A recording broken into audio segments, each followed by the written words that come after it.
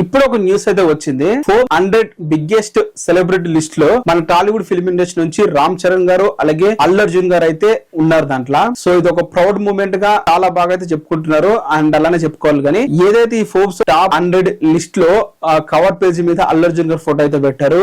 ఇది అలాగే తను ఎలా పుష్ప 2 తర్వాత పెరిగింది, తన రేంజ్ ఎలా పెరిగింది అనేది కూడా చాలా బాగా అయితే చెప్పుకుంటూ వచ్చారు. అసలు ఈ ఫోర్బ్స్ లిస్ట్ లోకి వెళ్ళాలంటే ఉండాల్సిన కారణాలు ఏంటి? ఎందుకంటే బిగ్గెస్ట్ సెలబ్రిటీస్ ఇండియా అని చెప్పి రామ్ చరణ్ గారిని అల్లు అర్జున్ గారు ఇచ్చారు. అటు జూనియర్ ఎన్టీఆర్ గారిని ప్రభాస్ గారిని ఇవ్వలేదు. అంటే ఆ లిస్ట్ లేరు. అంటే వీళ్ళిద్దరు పెద్ద స్టార్లే అని చెప్పి చాలా మందికి డౌట్ వస్తుంది. అసలు దీన్ని ఎలా ఆర్గనైజ్ చేస్తారు, వాళ్ళు ఎలా సెలెక్ట్ చేస్తారు అనేది ఈ వీడియోలో తెలుసుకుందాం. ఫస్ట్ పాయింట్ వచ్చేసి ఈ ఫోర్బ్స్ లిస్ట్ లో ఉండాలంటే తన ఎర్నింగ్స్ అనేవి చివరిగా 12 నెలల్లో తను ఎంత కష్టపడ్డాడు, ఎంత ఎంత ఎంత సంపాదించాడు అనేది వాళ్ళకి చూపించారు. ముందే వాళ్ళు ఎంక్వైరీ పిఆర్ టీమ్ కి వాళ్ళందరికీ రీచ్ అయ్యి ముందే అడుగుతారు. ఈ 12 మంత్స్ లో తను ఎంత సంపాదించాడు, తన ఎర్నింగ్స్ ఏంటి, తను ఏ బ్రాండ్ కి ప్రమోషన్ చేసి ఎంతెంత డబ్బు సంపాదించాడు అనేది క్లియర్ గా అడుగుతారు. అండ్ సెకండ్ పాయింట్ వచ్చేసి సోషల్ మీడియా యాక్టివిటీస్. సోషల్ మీడియాలో వాళ్ళు ఎంత బాగా ఫ్యాన్స్ కి అందుబాటులో ఉంటున్నారు, వాళ్ళు పోస్ట్ ఎన్ని చేస్తున్నారు అండ్ వారిది ఎలా ఉంది ఫ్యాన్స్ మధ్య, నెంబర్ ఆఫ్ ఓట్స్, వాళ్ళ ఫాలోవర్స్ ఎంత మంది ఉన్నారు. ఇన్స్టాగ్రామ్ లో అల్లు అర్జున్ గారు రామ్ చరణ్ ఫాలోవర్స్ చూడండి 20 మిలియన్స్ పైన ఉంటారు. మరి ఇంకే సెలబ్రిటీస్ టాలీవుడ్ సెలబ్రిటీస్ ఎవరికి లేరు అంత. సో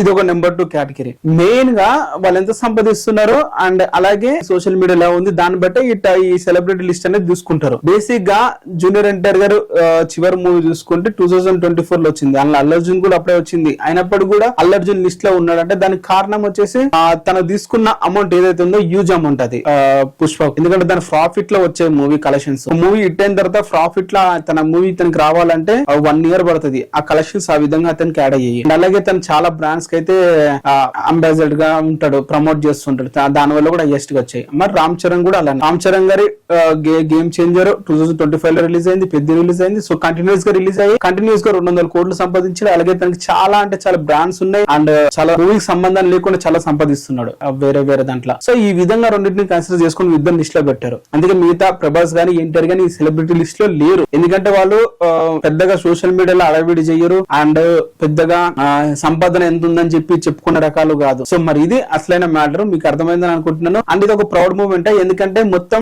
ఈ టాప్ 100 సెలబ్రిటీస్ లో ఒక ఫిలిమ్స్ నుంచి కాకుండా ఫిలిమ్స్ నుంచి అలాగే కామెడీ చేసే వాళ్ళని గానీ, టెలివిజన్ లో ఉండే వాళ్ళని గానీ, లేకుంటే స్పోర్ట్స్ లో ఉన్న వాళ్ళని గానీ ప్రతి ఒక్కరిని కేటగిరీ చేసుకొని తీసుకున్నారు. దాంట్లో 20 సెలబ్రిటీస్ లో మన తెలుగు నుంచి ఇద్దరు అయితే ఉన్నారు. మీకు అర్థమైందని అనుకుంటున్నాను. Thank you for the watching. Subscribe అయితే చేసుకోండి.